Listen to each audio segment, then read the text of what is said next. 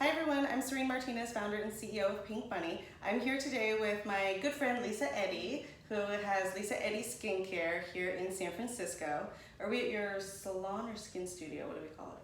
I kind of vacillate because it's really skin, body, and soul care, but the name is Lisa Eddy Skincare. Okay, and you have the magic bed in the back. I do too. Well, it sounds bad, yes, but it's I know, right? really good. Yeah, That's sounds bad because of what you come from. I know, right? Well, that's what we call that industry blindness. So she has a bed in the back there where you like wrap yourself up and you lose 5 pounds by napping. So that's another video.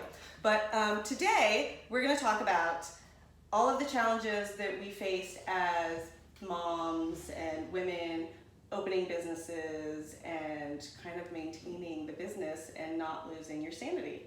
So we have a couple of things we're going to talk about. We're going to talk about how we opened the business, our biggest challenges, and then at the end she's going to do a little self-care routine on me because I'm a pretty low maintenance kind of girl, but she's really great with helping all of us who just need a little bit of extra help with our skincare lines and self-care. Really, it's self-care. Which is really self-love, if I may interject. Yes. Self-care and self-love. It is, absolutely. Entrepreneurs. Okay, so Lisa, tell me about your business. So I help people age beautifully naturally through incredible self-care.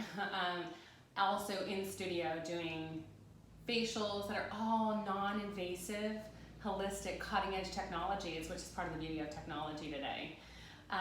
Also helping people with body detoxification and sculpting, totally naturally, safely, and also with the routine for home, for body, for face, and even some internal components as well that are all clean, and makeup as well. That's all clean and natural and non-toxic and safe because our skin is permeable. So it's not about just what we put in our bodies, but it's also what we put on our bodies that gets in. Yeah. And then there's also the thoughts, and that's where we're coming in a little bit with, prior, like how we're thinking, how we're loving ourselves, right? Yeah, and how we can serve and how we can help other people by helping ourselves right, as well. Right. Which this is all a part of accessing our own higher selves, our infinite wisdom, our source. I think that is one of the fountains of youth, the eternal elixir. Yeah. Well, we look beautiful when we smile and feel good. Right? Right. Yeah, it's amazing. Absolutely. So if you haven't seen my store videos, I own Pink Bunny, which is lingerie and intimate accessories. I sell joy in a box and in lingerie form. But we also, the reason I started my business is because I was appalled at the lack of FDA regulations regarding intimacy. I was a buyer for years, and I feel like most entrepreneurs, I just felt like I could do this better. Like when you're in a job and you're sitting there and, as much as you may like or dislike your job, when you have that feeling of, God, I could really do this better. This needs to be done better. And I can't, this is, where I'm working is never gonna be my dream, And wanting to deliver that, I feel like was a catalyst for me starting my business. What prompted you to start your business? And I have to say, we have those dreams for a reason. Every dream that we have is can be realized. Mm-hmm. It's not a coincidence, those passions, so pay attention to them. What was the question? I'm sorry, how did I start my business? What challenge, why did you start your business? Oh, because I wanted to do it my way. Yeah, right? For several reasons, being a little bit of a perfectionist, which I've been working on, but caring deeply and having really good taste and wanting to deliver the absolute best and feeling restricted when I couldn't make the choices about what I was recommending for somebody to use at home if I didn't feel that it was for their best, highest good, ingredient-wise. I'm just feeling really limited in those choices and even behind the scenes, what tools that I can use. So yeah, it's definitely a combination of a science and an art with skincare. So being able to have and choose all the tools and to be able to get to choose the companies that I work with because they have to have an incredible and parallel integrity. Yeah, integrity was a big one for me. I was really frustrated with the lack of standards that I would have liked to have. Yeah. So it was nice for me to be able to create a space where that was everything that was going on was my decision. You know, we're carrying these products because I feel good about them. We're going to serve people in this way because I feel good about it. So having that sort of control was great. And, you know, like you said, being a perfectionist and a little bit of a control freak. a little bit of a control freak helps. There are two things you said that I want to touch on if I can remember. One, the beauty industry is so, like, there's a lot of ugliness in beauty products. Yeah. Like lack of integrity, not having to list all of the ingredients in the products. So that is really super duper important. There was something else you said. I really like what you just said about the ugliness in the beauty industry, because I feel like there's a lot of that in the intimacy industry as well, especially the lingerie industry. There is a lot of, maybe not ugliness, but I feel like there's a lot of not being realistic, which gives a false idea of what we should look like, or that this is gonna make me beautiful, rather than show off and highlight the beauty that I already have. And I think that's toxic marketing, and it's very unfortunate that that's rampant in both our industries. I got what you were gonna say. Shame is the first thing. Yeah. It's almost like shaming people. That this is gonna fix you, rather than this is going to highlight the beauty you have. Yes, and that drives me nuts. That's what we both want to do. Yes. I want you to feel beautiful in your skin, and I find that there's beauty in all of us, in all shapes, sizes, colors, creeds, and I sell love. That's what it was that I was going to say. You sell joy and I sell love. I love that. I love that.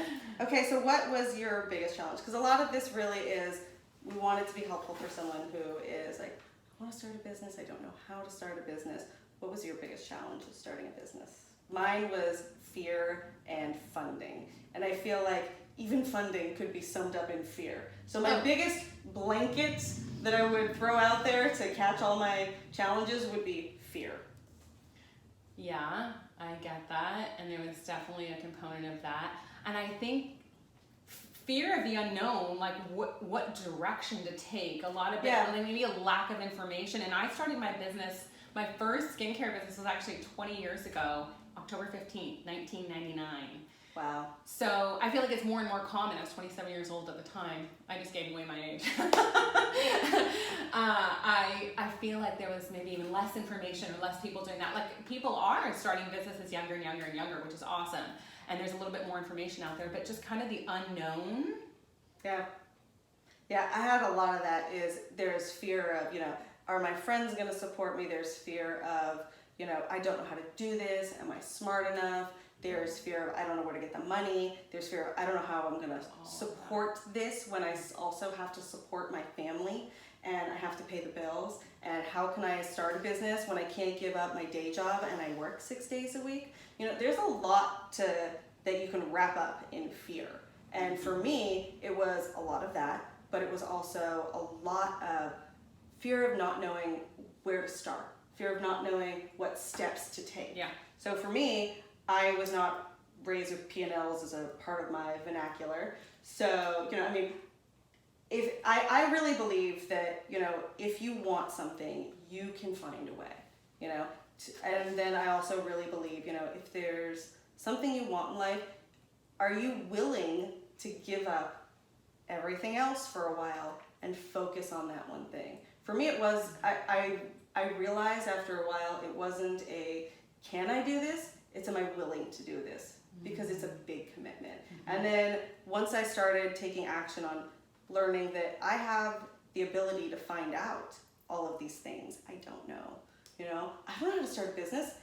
Well, go find out. Well, how do I do that? YouTube it. Like, seriously, go find out. Well, and that's what I said. When did you start your business? 2009. Okay. And then I opened the retail location 2011. Okay. So there were more tools available like YouTube versus when I started, which is amazing that we have so many, a little bit overwhelming sometimes in the information era. I feel like it gets confusing for people, but a lot more options to get the information we need. To get a good start, and one of the things that I would definitely say, if somebody's YouTubing how to start a business, take a class, I took a low income, women's business plan writing class. A lot of times now you don't have to write a business plan to get funding. Sometimes they'll just want a little, business outline. But the thing about a business plan that I love is that you don't necessarily need a business plan. You know, if your funding sources want you to have one, then you need one. But you need to know everything in that business plan. And if you haven't at least gone through and said, yeah, I know all that, and I know all that, and I know all that, then you're in trouble. You need to know who are your competitors. You need to know why is somebody going to go to you versus somebody else. These are all questions to ask yourself. So you don't necessarily have to have that document in that format, but you really need to know the information. And it helps give you clarity to stay on point and focus with your Absolutely. goal. It's a living, breathing thing. Yeah. So you know, oh, hey, this is my marketing section. It needs to be tweaked. This is my, growth section. That needs to be tweaked. It is really helpful. So for me, taking the business classes was action I could take to start. And I remember early on, and now I can't remember if I'd already started it, if I was in the beginning because it was so long ago. I think it must have been before I actually started. I took a little workshop about it was like a millionaire workshop. Mm-hmm. And I learned a key pointer that is valid today, and that is the name of your business should technically have what you do. And I'm like, well, yours doesn't really, but it kind of does. It has lingerie and intimate accessories. Yeah, okay, so there you go, right? Yeah. So that is why it's like Lisa Eddy skincare. Mm-hmm. That is, and typically, and I wouldn't have normally chosen my name as my business, but I had gotten a bunch of press and wanted people to be able to find me as I was relocating. Yeah. But that was one pointer, is that if you want to be able to sell your business later, it's better to have a name that you do that's brandable, not related to you, and have in your business what you do. Yeah, that helps for an exit strategy. Yes. If you're like Bob's painting and they're like, where's Bob? You're like, I don't know. Bob? I know, I'm Janet, I don't know. So, what about Bob? Yeah, right. What about Bob? So, and one of the other things that I really found really helpful in starting my business is your circles of support. So I find it's really important to have your social and emotional circle of support, but also a business circle of support. And when I started my business, I didn't have one. You have become a vital part of my business support, you know? Yeah. Because we're both women who own businesses. We both face very similar challenges. Mm-hmm. We both take care of women. We both take care of women and children. Yes. In our homes. Yes. We do love our children. So, and finding that balance between, hey, this workload really has to wait till tomorrow because there's this human being at home that needs my attention and I just love. And both, I have a business to bring joy to people, but I also need to maintain that relationship and bring joy at home because balancing that can be really, really stressful. And when we don't have full, when we don't feel full at home, it really affects our performance in business and vice versa, I feel like. So absolutely. I feel like that challenge when you have kids at home and you're trying to do a business, it can be really challenging. And there are so many different formats or ways that people are working today, and a lot of people are working from home. But what I have found for me, being I have a location that I'm going to, mostly like you, but you do, because you have the online piece as well, we both do. But anyway, the point is that I find that I like to, when I'm home, I like to be home. Yeah. Like be here now. And when I'm at work, I like to be at work. And we're kind of taught some very different things today. We're taught to always be on. And I think in the long run, it doesn't serve. If we can just do what we're doing, and if we have to do something at home, then maybe we just reserve X amount of time and be really realistic where you put that in so that the rest of the time you can be home and be present and give and receive with your family and be home and be present and give and receive with your business and your clients. I think that's really wise. I think being realistic is really wise. I have a fantasy of working from home. That's never going to happen in my world. I have a 5-year-old and I have an amazing husband who he's very physical, he chops trees down in our yard. We live in, the country. I mean, I work in the city, but I live in the country, and he's always got, machinery going, and he's very loud. There is no way I'm getting anything done at home. And bless them, they want my attention 24/7. So I need to get something done. I just need to say, okay, that's going to have to be blocked out at work. The blogging has to be done at work. The videos have to be done at work. Nothing business can happen at home. It's just, but I'm also so much more present there and I'm so much more focused. And if I put that expectation out, then people aren't surprised. you know, and that's the way I work. And I will be back in the office on Monday, and we will do that then. So creating those boundaries, I think, is another key part in being successful, and that needs to be implemented early on. Being realistic, being home when you're home, be at work when you're work. Because when it's your own business, you're always owning it. Yeah. Like it's hard to shut it off a little bit. It is. It can be very challenging. But we're less productive when we don't take that rest. Absolutely. When we don't disconnect, right? When I first opened my business, I did not take a day off for 3 months. And you know, that is what it is. So I didn't take a day off for 3 months, and one day after I got home at like midnight, 1 a.m, you know, because there's so much to do with the office, and I got home and I heard something buzzing in my house. It was like a VCR or a computer, some sort of electrical buzzing, right? And I'm like listening to my VCR like a crazy drug addict, you know, and I'm like, what is that noise? It's driving me nuts. Everybody's in the house is asleep and the lights are on. I'm like, what is it? What is it? And then I go outside, I'm like, well, maybe it's something, you know, like the neighbor's car or something. And I open the back door and it was the exact same sound outside than it was inside. And I said to my, that's not good. That means that sound is in my head, you know? And I was like, well, I think I need a day off. I think I need a day off, yeah. And my business mentor at that point was laughing. She's like, at some point, you do everybody a disservice by not taking a day off. No. But I was so afraid to take a day off. And I was like, well, I have to be there. It has to be me. And I hadn't learned the skill of delegation or even finding someone to delegate to. It had to be me. I did not prioritize that I could delegate that task.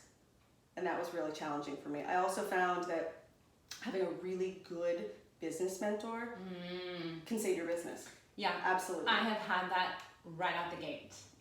I have hired, oh my God, if I could track what I have spent in coaching, and worth every penny. I learned so much. I got really lucky right away and got a mentor he himself had already been in the industry for like 20 years, and I met him when I was still in esthetician school. I took an extra spa training program course that he happened to be teaching as a professional in the industry. They brought him into this, and it was like the one time they ever did that, and that was how I connected, and he became my mentor. Sometimes it just shows up for you. But it does. But if it doesn't, you have to go find it. And you do, because we don't want our friends to be our business mentors or our family to be our business mentors. We really, you know, your friends and family will love you out of business. They won't be there to say, oh, that's a really bad idea. You know, you really need that feedback of someone who's willing to give you feedback you don't want to hear, and someone who has a different experience. Because if I'm starting a new endeavor, like starting a business, it's kind of like me building a boat, right? Like, I don't know how to do that. So do I want my best friend to help me build this boat? Girl, we're gonna drown, right? Like, I need a boat builder. I need someone who's done this before. Yeah. So it's really important to find someone who... City living. City living. Yeah, it's really important. Find a professional in the industry that is not emotionally attached to what you're doing. Yeah, and I'd say find someone at least 10 years older than you. You know, for me, that was I call really it 10 years wiser. 10 years wiser. It's true. You know, it's like, you've been in a place where I want to be. Yeah. You know, I'm trying to grow my business. They're not concerned about sharing information from you. They're coming from a place of love and support and want to lift you up, because so many people, every business mentor I've ever had, you know, has been an amazing human being. And when you find the right fit and they're willing to give you their time, it can be invaluable and it can really change your business. Absolutely. So, and I know that one of those things that was always stressful for me was self-care. So, like I said, I don't do a lot of maintenance. Like, sometimes I rock the gray, sometimes I don't. Sometimes it's cold today. It's good today. Yeah. Yeah, okay. And then sometimes I wear makeup, sometimes I don't. But I have a lot of ladies that are really, really busy, and they're really looking for little things that they can do to help themselves feel better on a daily basis, because sometimes we just get really overwhelmed. So do you have suggestions, routines that you would recommend? And you can show me, I saw your video so amazing. Thank you. So you That's had the this one on my oils and creams. Is that what you're talking about? Yeah, that Okay, one. yeah, So yeah. that one where you were teaching us all these little things about how to apply stuff, which is not ever how I've ever applied anything. So if you I have so many things I just say, like an application tip. Yeah. A lot of times people put their products in their hands and rub them together, and your palms are so porous that it absorbs the product and totally wastes it.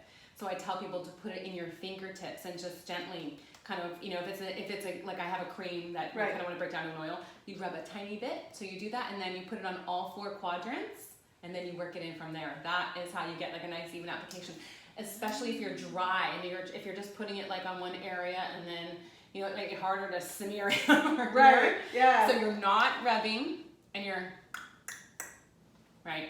Excellent. And then work it in very, very gently, not dragging on the skin. Is that why I like that cream that you gave me? Because it turns like into oil. Because it is an oil. It's raw, cold pressed, and you're a natural mama. Okay. Right? So that's live available nutrition. I like that. I for your like that. skin, yeah. So how would you help someone who came to you and said, I'm feeling a little bit tired, I'm feeling a little bit dry. How can I feel refreshed in the morning? Quickly. I'm going to reference a video too, because I don't want to forget. When you said video, I wasn't sure, because I have several on YouTube as well. It can be accessed from my site. One on sacred, like intentional beauty is kind of my thing. And in that video, I talk about how you can use your self-care regimen, your AM and PM. Hopefully you're washing your face morning and night. And if you're not, then perhaps you can start this as a means of taking care of yourself. And so in the evening, it's like taking that moment for yourself. People think, oh, I can't do this, I'm a mom. Come on, like it's maybe 5 minutes max. You deserve that. It's really not that big of a deal in the big scheme of your day. Yes. And if we're not taking care of ourselves, nobody else will honor you in that way. If you're not replenishing yourself, you don't have enough to give. So what used to be viewed as selfish and now is self-care is that when we are taking care of ourselves in this way, then our cup can overflow it, and then we can really show up for people bigger. So sometimes the little simple things of self-love actions towards yourself, like I am a huge proponent of bathing, for example, and then I'll come back to what I'm saying. That is a great way to decompress and put like Epsom salts in the bath and maybe some essential oils so that you can like have that moment to breathe. And instantly when I get in the water, I'm like, oh, and kind of melt away. But it also is really pulling out gunk out of your body as well for energetic, intuitive, sensitive people. That's really helpful. Back to the regimen. Sorry, this is how I talk. My mind moves very quickly, and I'm kind of all over the place. So, at night, taking that time to really spend massaging your cleanser in and thinking about maybe anything that you are leaving behind. Like, as you're thinking about your day, maybe what, you want to kind of move out and, wasn't working for you, you want to leave behind. You can imagine rinsing all that gunk down the drain as you're splashing. You can see that in the tub too, like anything going down the drain you're leaving behind. But really, right? I like letting go anything that didn't serve, and then as you're putting your products on, like sitting there and thinking about the things that you're grateful for, like 5 things maybe as you're doing your regimen, and and saying that, and that's that time to move into a higher vibe, right? I like that, to create a space for mindfulness, for yourself. Exactly. And especially, like in my household where things are just very busy, of course everybody's in the bathroom to get ready in the morning. So if you can take that extra 5 minutes and, no, I don't have to wait till I get to work to do meditation or, do it before the kid gets up. I can do 5 minutes in the bathroom. Yeah, so I want to talk about the daytime too. And because you said meditation, so in the morning it can be like kind of setting the tone for your day. Yeah. And it can be so simple. People think, oh, meditation is something else on the list. I can't even now. It can be really it's like a loaded daunting. word. It's a loaded word. That's why mindfulness is kind of nice. And really, even sometimes I just bring it back to breath for people. So in the morning, using your routine as your sacred ritual to call yourself into that moment. So breathe and wash your face. And just take a moment and throw your roots down from your yoni, if you will, and just imagine really like getting in the moment, present, and just washing and spending that time nurturing yourself, calling yourself in. Then you can start thinking about your day and how you want it to unfold. Because when we think about I'm going to get parking right in front or how this meeting is going to go, when you actually take time to work out in the ethers and the spirit worlds, energetically, how you want things to unfold, they line up much easier in the physical plane. So anytime before you're going into a meeting, anytime before you're interacting with anyone, anywhere, ever, is always a great idea to, you know, send love and light before you get to any situation and call in, you know, for the highest good. Yep. I used to think all of that was all hippy dippy and crazy until I tried it for 2 weeks. My life changed. In 2 weeks, I couldn't believe it. And then I was like, you know what? Okay, so it's hippy dippy and crazy, but you know what? I can be right or I can get what I want. That shit works. This shit works. I feel great when I take mindfulness time and just center myself and be like, this is what's going to happen today. This is how great I feel about it, and I'm so grateful for this. Works. So you can look at the video. I don't know if you've seen that video, but that's kind of like gives you the before and after of how the self-care. Yeah. And then a couple pointers you said on taking care of yourself with like moisturizing. So one of the most important things that people don't realize is how it really takes time to get truly clean skin. So I call it my best kept beauty secret, is that really spending time massaging your cleanser, and you don't need any tools. Especially that like these brushes or things can be hard. No, your fingertips are fine.